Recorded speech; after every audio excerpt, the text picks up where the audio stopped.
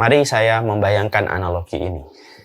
Kalaulah tubuh kita, badan kita, fisik kita, ternyata ketika tubuh kita dan fisik kita tidak mandi berakibat panjang, bahwasanya akan menjadi lengket, bahwasanya akan menjadi kotor, dekil, dan kegiatan apapun menjadi tidak nyaman kita lakukan. Bisa nggak kita membayangkan kalau yang kotor itu hati kita?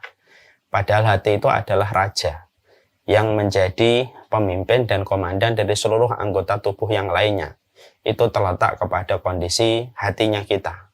Kalau hati adalah seorang raja, hati adalah seorang komandan, dan hati seorang pemimpin, kalau dia dalam kondisi kotor, maka orang yang kotor biasanya mudah terkena bakteri, mudah terkena virus yang menyebabkan penyakit datang berlapis-lapis kepadanya ketika seseorang itu kotor dan seseorang itu tidak membersihkan dirinya.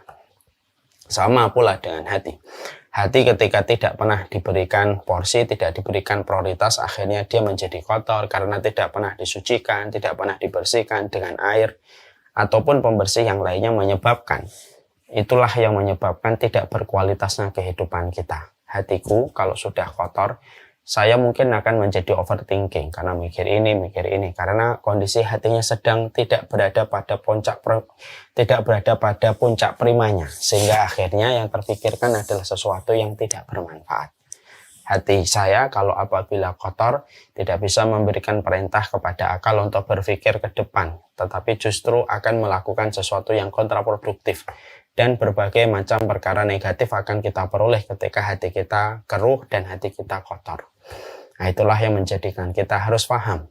Selaku penuntut ilmu, para penuntut ilmu mereka dituntut bagaimana dalam perjalanan mereka ketika menuntut ilmu.